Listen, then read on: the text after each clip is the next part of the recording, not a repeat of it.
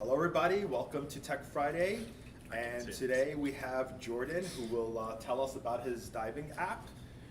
Before we start, just a reminder, if anyone would like to deliver a talk, if you're even thinking about maybe having a venue where you could practice a talk, please feel free to approach me. Tech Fridays are very easy to get into. You have very friendly improvers who'll support you, and I'll be more than happy to help you with your ideas, run ideas by me, and so on. So definitely reach out if you want to do a talk. And now without further ado, Jordan Wagner.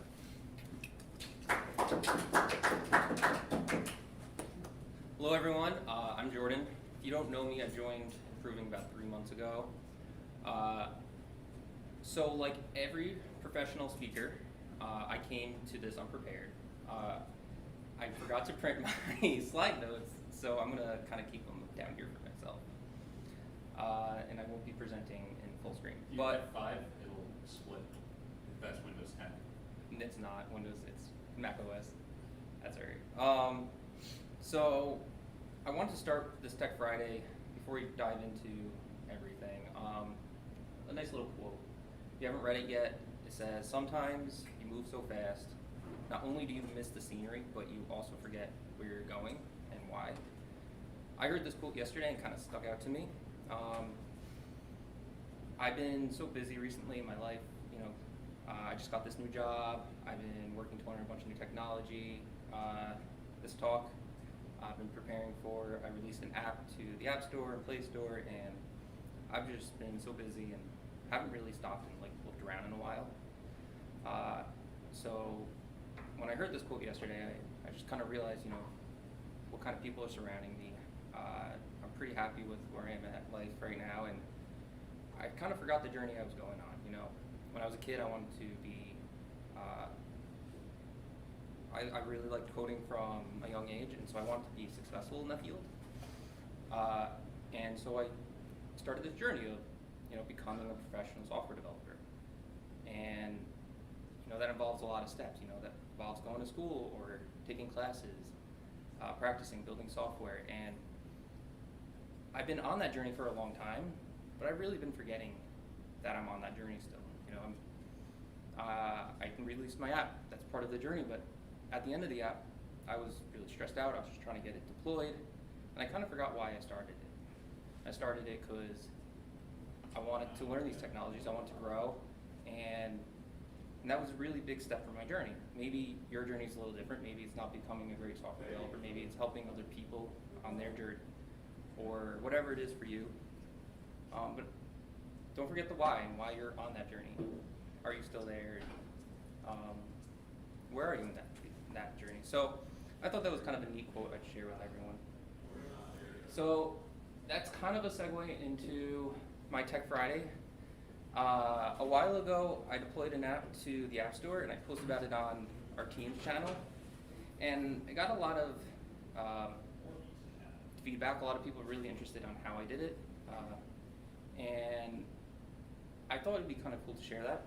So I gave it a quick overview called Managing Infrastructure End to End. And I don't know if that necessarily covers what I'm going to talk about today, but I figured it might be pretty close.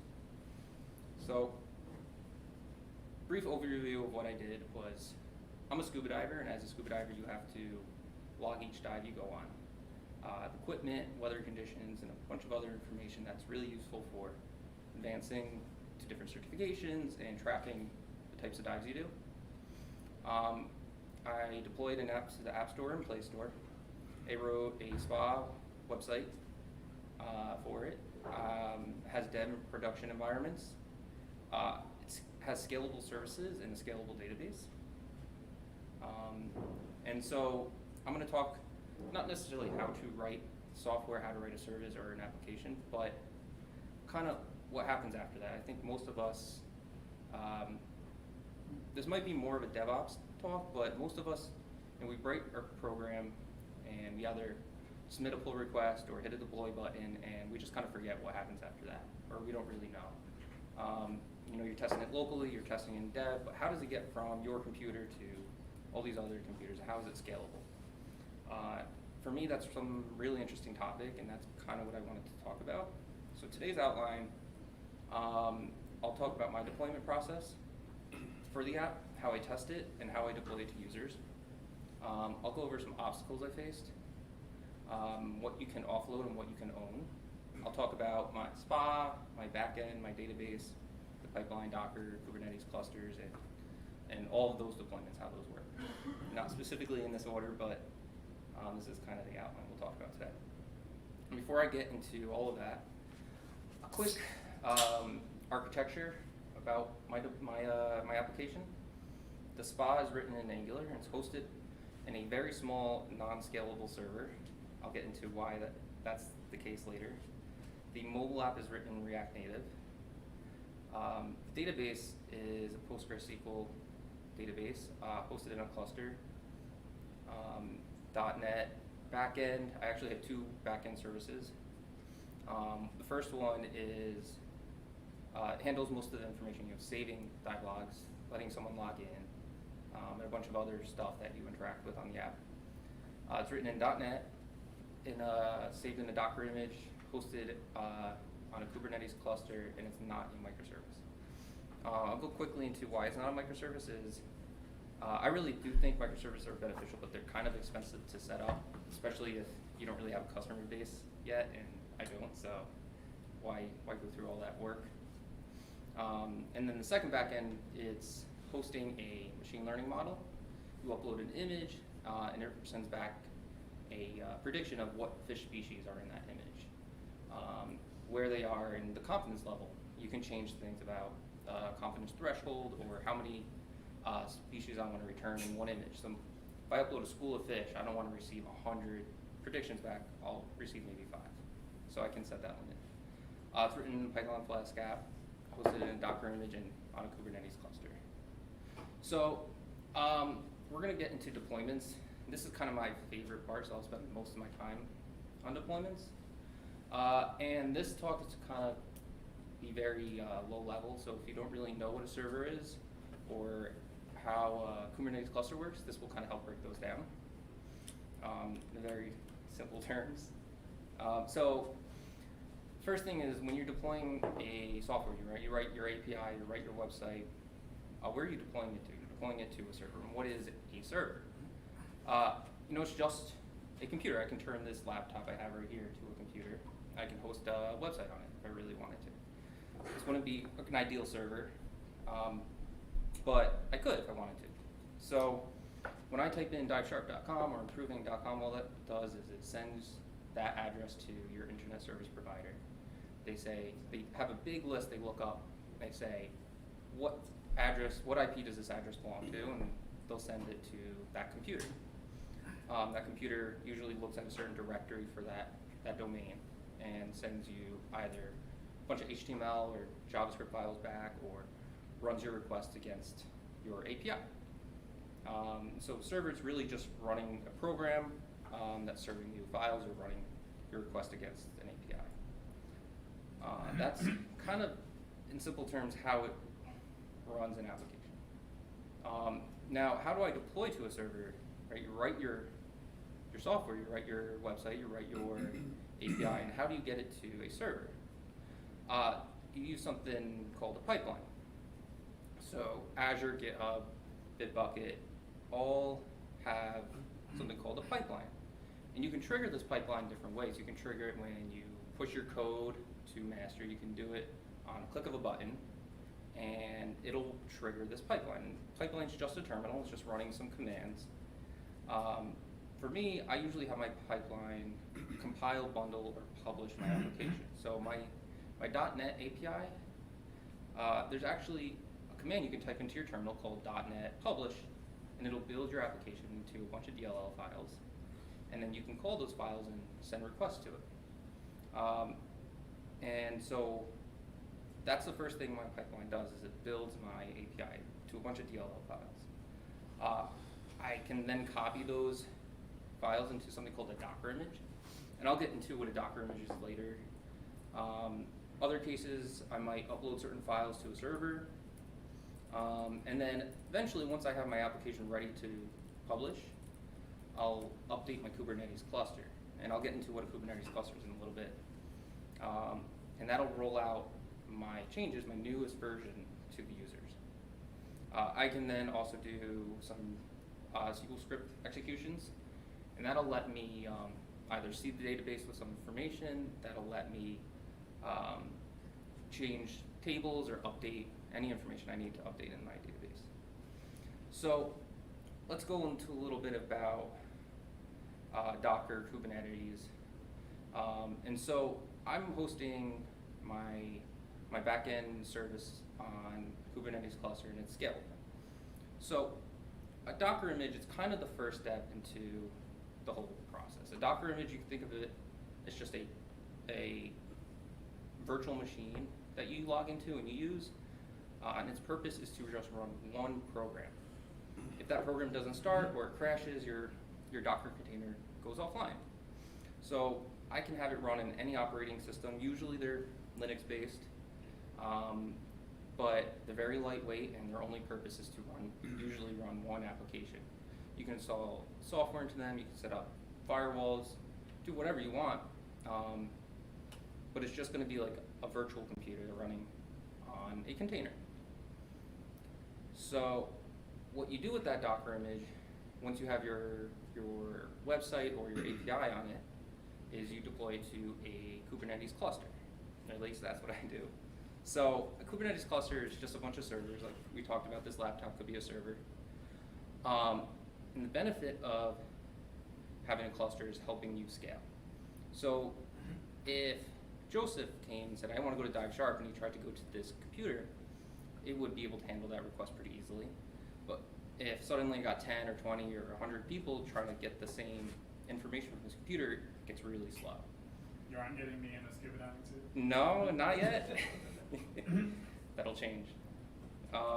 So Joseph doesn't need a scuba suit. they're making bad jokes over here. Please ignore them. They can hear. So the way we scale is we take that Docker image and we put it on another machine. And I can clone this machine and put an identical one next to it, and I can send some of the traffic to that second machine. And that's all a Kubernetes cluster is doing, is it's cloning the server multiple times and distributing the traffic amongst all of them. And that way, if you hit a certain number of resources, maybe 80%, you start bringing up and cloning more of your servers, and your application won't crash and it won't go down.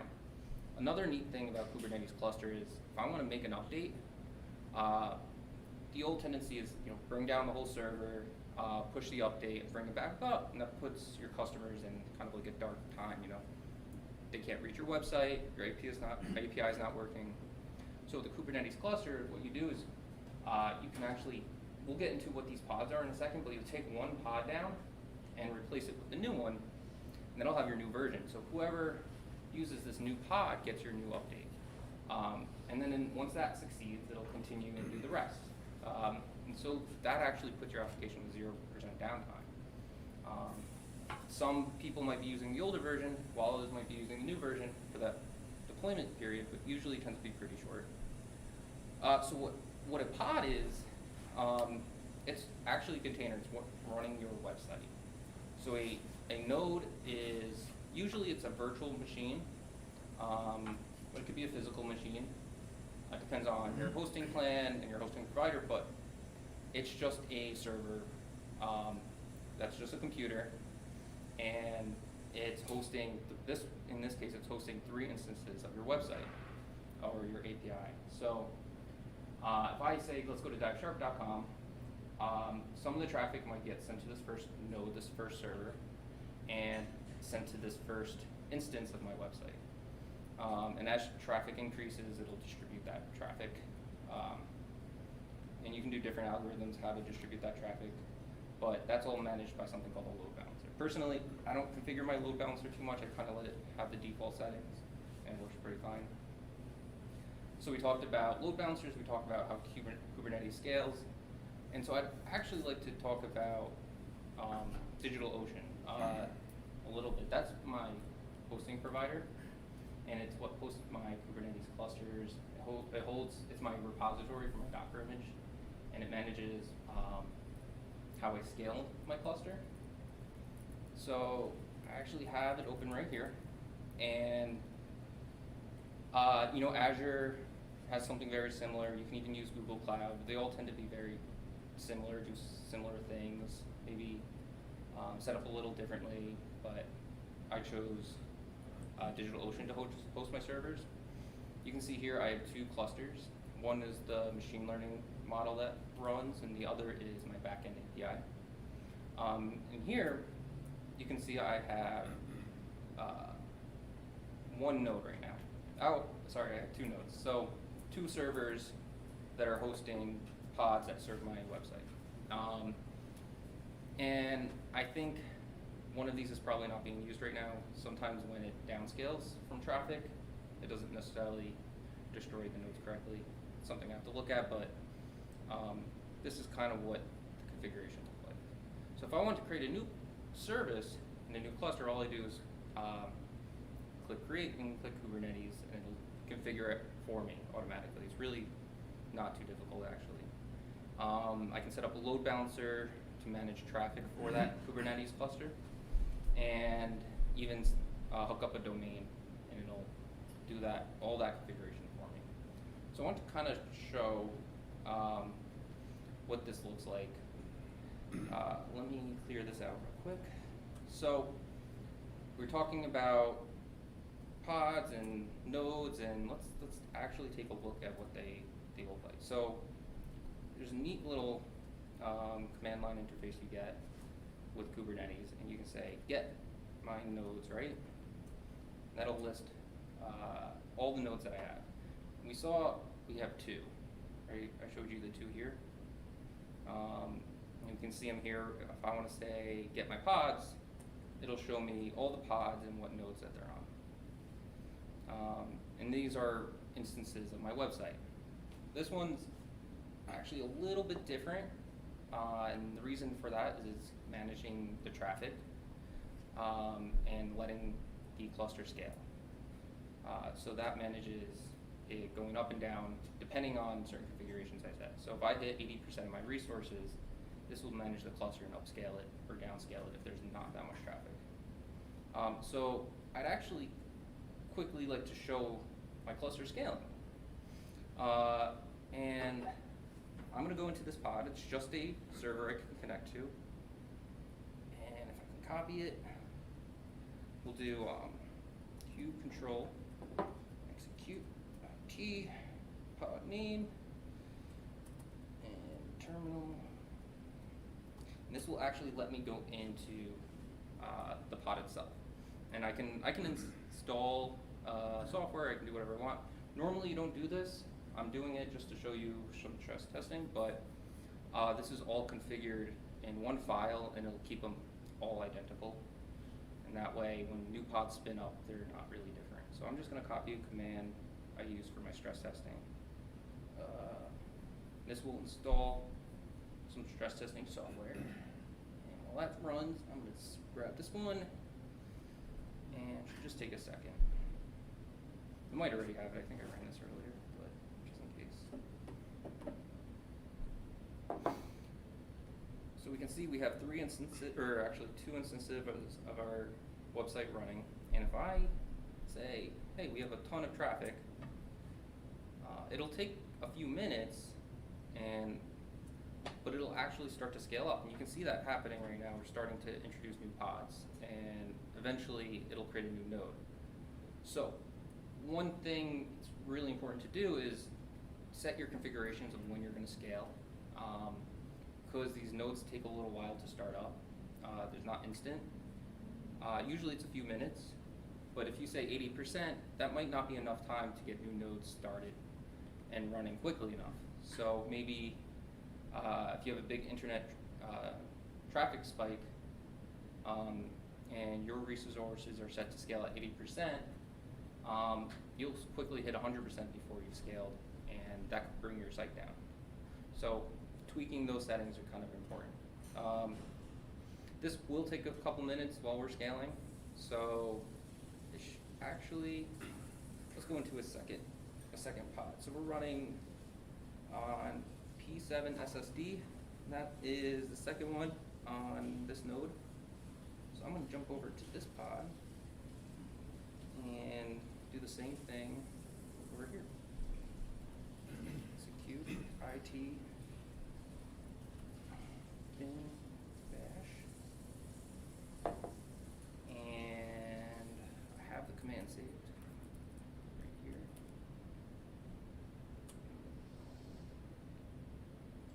And I think it hasn't opened a new node yet because it's only running traffic against one node, so it doesn't really hit any kind of resource threshold. So running it on a second node will make it spin up a third. You can use -- watch and it'll keep refreshing Oh, yeah. the kube neutral. I think you're right.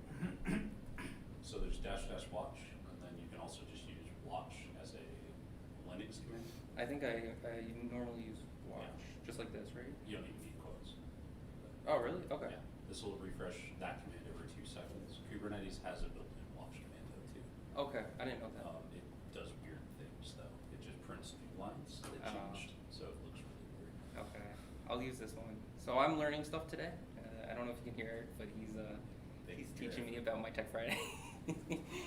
Pretty neat though. So this will, if you didn't hear him, this is just kind of refreshing that command I was running to list my nodes. And you can actually see we're starting a new one up right now. We're scaling. It's going to take a while. We're at 45 seconds, but we'll kind of come back to this in a few minutes. So that's how we scale. Hopefully it wasn't too complicated. I tried to make it pretty simple. I wanted to talk about, I mentioned earlier my website. It's not scalable. And I've mentioned briefly, but the reason it's not scalable is because these Kubernetes clusters cost a little bit of money. They're not too expensive, but not really worth having a ton of them if you don't need to. So I have this little $6 server a month. It costs $6 a month, and it runs a bunch of projects that will never see the light of day, but it's not really scalable. You know, I just put my website or my API on it, and it'll serve it when someone types in diveshark.com. Since I have no customer base, it doesn't really matter. It's not going to go down. It can maybe handle 5 users at once. So please don't all go to diveshark.com. Diveshark.com. You I mean, asked me to improving.com. archive it, right? Dive dash. Yeah. So, I mean, it's a pretty small website, so you might be able to all hit it at once, but I wanted to learn about Kubernetes clusters, so I kind of bit the bullet and purchased. It's not, like I said, it's not too expensive, but I wanted to learn about it, I wanted to use it, and I wanted to be able to put it on my resume, so it's a pretty cool technology, and I figured I'd pay a little bit extra to use it. But like, you don't really need to spend that much if you want to just host a simple website that is going to get used by a few people once in a while, right? It's $6 for the server a month, so if you're thinking about spinning up a little website, it's not too bad. Deploying the application, you know, to the App Store, to the Play Store, there's something called a console, an App Store console and a Play Store console. And they let you see your app, they let you see the images you upload for your app, the description, they let you publish all the different versions and things like that. So I'm going to kind of jump into that next. When I make a new version for my app and I want to deploy it, it's actually a very manual process. So for Apple, I open their Xcode IDE and I say, I'm ready to build, I'm going to archive this version, and then once that's done, I can publish it to the App Store console. And it'll do a bunch of signing, a bunch of stuff that runs in the background, but eventually it'll upload to my App Store console. I can come here and I can actually see my app, right? So it uploaded it to this console and I can manage it here. I'll see it in this test flight tab. I can see all the different versions I published, and I'll see that new version right here at the top. I can release it for internal testing, and I'll take out my little Apple test device and I'll install it, do a quick regression, and then I can click this and say, I'm ready to publish it, or I'm ready to submit it for review. What happens next is Apple will actually download the app before I can submit it to my users. They'll install it, they'll run it, they'll log into it, and they'll make sure I'm not violating any of their policies. Usually, it can happen. The first time I submitted it for review, it took them a few days to get back, but everyone after that usually takes less than 24 hours. And the only time I've got my app rejected from the App Store is the first time, and it was because I wasn't using the payment system right. I was trying to use a third party, but I have to use theirs. I wasn't having privacy policies set up correctly, but they really helped me actually work through those concerns pretty easily, so that wasn't too bad. I showed you I can upload different images, I can change the description, and I can provide notes for actually the Apple reviewers here. I'm gonna scroll past that password that you didn't see on the page. So this will be information for the App Store reviewers to log into the app or whatever notes I want to tell them. Apple has a plain text password field on their submission Yeah, form? I realize I'll that's probably like recorded on the Yeah, I'll probably presentation. change that later. So no one log in real quick, okay, please. Seriously though, Apple? Yeah, there's Like, there's type equals password doesn't work for them? Does Safari not support type equals password? Is that the problem? No, this is Chrome, No, it's on a Mac, it's Safari. but you can Sorry. install Chrome. It's actually Safari. Is it? Sorry. Okay, I thought it was Chrome.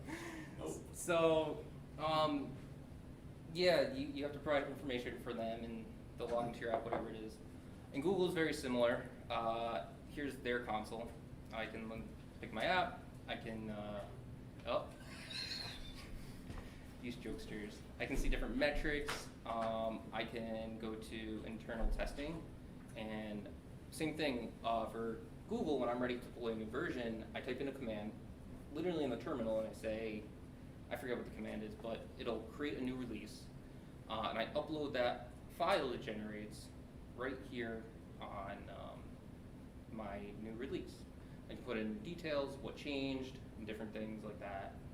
I'll upload it and release it for internal testing. I'll test it on my phone, and then I can deploy that release to production once I'm ready.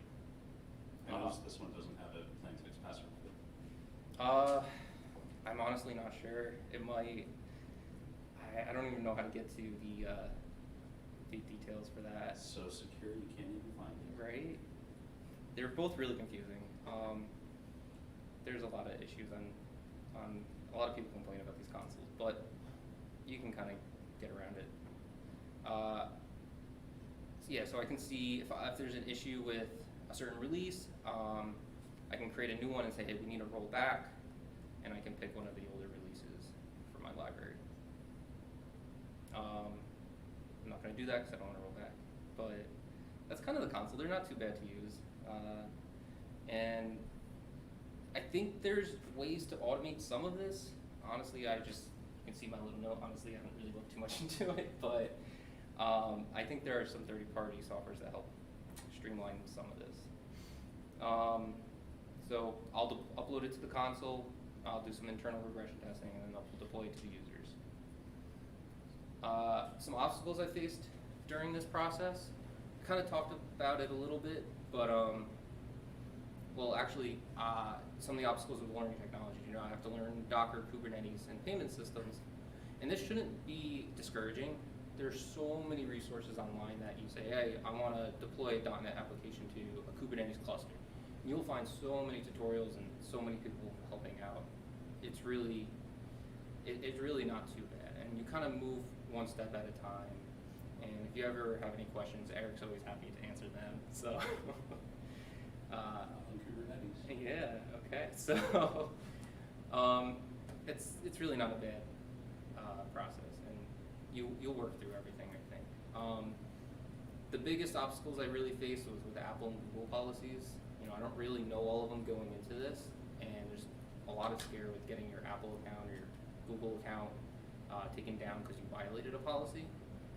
And personally, I violated policies on both of them, but they were really helpful. They say, it's this policy, this is how you solve it, you have 2 months to fix it, and they kind of help you work through it.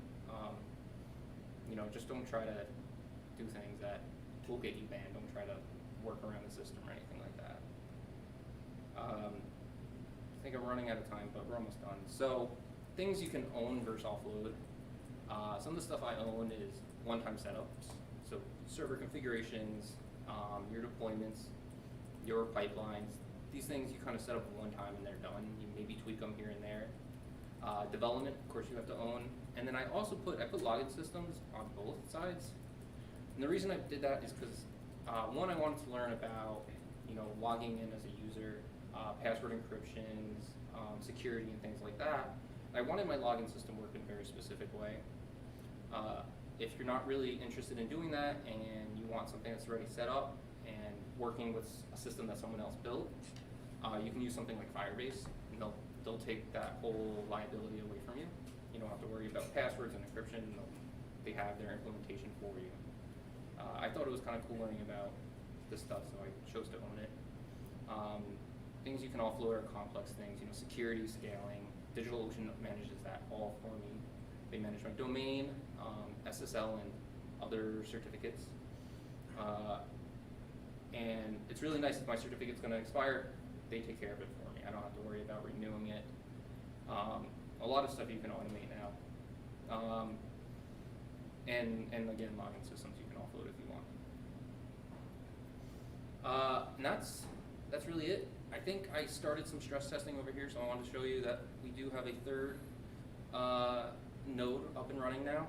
And downscaling actually takes a lot longer than upscaling, so if I kill these in about 10 minutes, 1 or 2 of these nodes should be gone, and it'll downscale it for us automatically. And I'll exit out of these pods. Yeah, so my app's called Dive Sharp, and I'll post this this presentation online if you guys want to check out the store. Feel free to email me or add me on LinkedIn. That's my presentation, everyone. Thank you. Any questions on the chat? I didn't No. see anyone join the Teams thing. Oh, Okay. yeah. Does that have questions for the room? Where? The Tech Friday? The team or the stream or the? Weird. Tech Friday. I tried joining the team event and it said waiting for others to join. There are no questions in the chat. Okay. I can later. No problem. Now, when you were talking logins and encryption, did you mean encryption Or or hash. hash? Hashing, sorry. Okay. Thank you. Yeah, I hash passwords, and they have What hash salts. algorithm did you use? What Yeah, hash which hash algorithm? algorithm? Man, I don't remember off the top of my head. The one that Microsoft recommends using for. Oh, that's not a good sign. I could look it up, but I don't remember off the top of my head. So what you're saying is you rolled your own login system. I rolled my own logins? What do you Wrote mean? it. Wrote Wrote it? your own login. Yeah. Hashes it. Can't trust Firebase. No. If you can't trust Google, who can you trust? I don't know. Divesharp.com. So at what point is your API going to open for password and login management? Can I use DiveSharp as a social login in my website? Of course. Maybe you could. I don't know. So What do you- was this like a learning project? Like how familiar were you with like some of these technologies? So that kind of goes back to the quote I was talking about in the beginning was, when I started this project, I really wanted to learn about Kubernetes. I really wanted to learn about Docker and scaling websites. I chose one of the technologies down here was the database was PostgreSQL. I could have used SQL Server, but I was really familiar with it, and I wanted to try something new. The only thing I might change here was NoSQL. PostgreSQL is not NoSQL. I would have liked to kind of explore that a little bit because I don't really know much about it. But the point of this project was really just learn different technologies. I don't expect to, you can pay for subscriptions on it, but I don't expect to really sell any of those. In fact, I haven't. I might take the whole thing down in a little while or move it to a much cheaper solution. But I just really wanted to explore those technologies and say, hey, I've worked with this. I've deployed 2 clusters, and it's all I do now is in Bitbucket. I'll hit a little button and it'll deployment service for me. How much does your Kubernetes cluster run? Um, Everything for this application combined in digital. So, the question, I don't know if people on Teams could hear. If you're comfortable. Yeah. So, how much does this solution cost? Everything in the room. So, there's 3 parts to it that kind of cost, or there's a few things. So, the domain, it's about $12 a year. It's really cheap. Yeah, that's standard. Yeah. My website runs on a $6 a month server, and I actually have a bunch of websites running on it, but Yep. it's just a simple solution for no customer project. The things that cost the most are the 2 clusters. One of them costs a little bit more than the other, and the reason is it's running a machine learning model and it uses a lot more resources. So I opted in for a stronger server. It has more cores, it has more memory, and it can run it much smoother than the other cluster. One cluster, in fact, you know what? Let's go to it.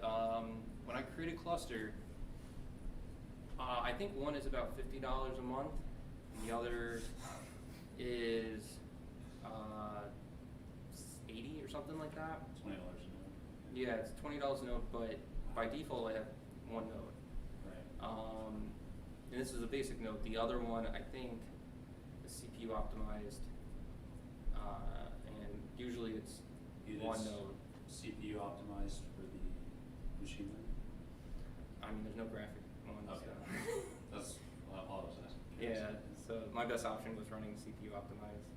I probably could have looked for a different, maybe Google Cloud Platform has one that's more optimized for machine learning, but those who don't know, a machine learning model is better to run on a GPU than a CPU.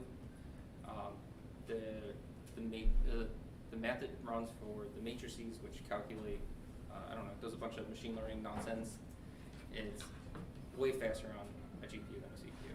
So. No, I've got a 1070 I can sell you. Okay, that's the best you can get. So, yeah, so they're not too expensive. Yeah, but I'll try it. Um, It's for the science workers. Yeah. You should expensive for the company. I should, right? I'll send it on over. But yeah, if you want to just try out for a little bit, it's not too bad. I mean, this was the more expensive one, and it's $40 a month. Yeah. So your password hashing, are you using salts for them as well? Yeah. Alright. And so the question was the password hashing. Am I using salts? I actually use Azure Key Vault for the secret that hashes my passwords. Half of the secret is in Azure Key Vault, and the other half is stored on a secret file that gets loaded into the Docker image when you run your pipeline. So it's not in your source code, and the idea there is separation of concerns a little bit. If one is compromised, you have half of it saved somewhere else. Another thing I do that I thought was kind of neat was when you hash your password, I chose an algorithm that takes a little bit longer to run, and running it once, it's a millisecond. I run it a million times, and it's a second. Ugh. Eric just sighed, but it's actually a very common practice. And the reason is, if someone were to get my database of passwords and salts, they could try to brute force their way through the passwords. Hashing it over and over a million times actually makes it really difficult for them, because they're using a lot of, first they gotta know that I'm hashing it a million times, and then they gotta try to brute force, I don't know, 10,000 or 50,000 or a million possible passwords against your hashing algorithm a million times. And the idea there is just slow them down as much as possible. Are you talking iterations in the hash algorithm? Yeah, so. You're not actually running the hash algorithm and piping it to itself. You're using like an iterations flag on the hash algorithm. I'd have to look, but I'm pretty sure Okay. it's an iteration flag on the. Okay. I may have just. What did you? No, okay, my computer went to sleep. Just running it a million times, checking it against the salt, make sure. No, it's over and over. It's yeah. Eventually, everything hashes to 1. So the and that there's a specific term for that method. I forget what it's called, but It's like hash stretching or something like that, I forget. But it was something that I learned from, not offloading my login system. And, in an enterprise environment, I'll probably revisit this. I don't know if I would want to own that in a really big system, but it's something I wanted to understand a little bit. And this is a safe project and a safe space to do that. Question? You downloaded your app? Oh boy. See if you can log in. There's some Buy a login subscription. issues. Huh? Subscription number 1. You get a 100% discount Oh, every boy. month They're for the lifetime of the app. Better be free. no, I don't have to buy a subscription. Please don't. It's fine. What are we buying a subscription? Jordan's app. Yeah. So that's it. Cool. Yeah. Let me know if you guys have any questions. Congratulations on getting it working with Kubernetes. Thank you. Yeah, that was difficult. So you're using their managed clusters. Yeah. Yes. Let's see. I think so. I have shop. Sharp. Because you pick how many nodes you want and they configure it. and Yeah, install yeah, Kubernetes. exactly. I don't have to, and I use their firewalls. I use their domain hosting, and they hook it all up for me. It's a lot, pretty easy. Do you have Rachel Dunphy join this Kubernetes too? Yeah. Me and her are good friends actually. We Cool. used to work on the same team together. Cool. Yeah, I guess, no final questions? Was that short? I feel like we started at what time? It's really good condensing all of that, to be honest. Yeah, it's as long as it is. Okay. No? So yeah.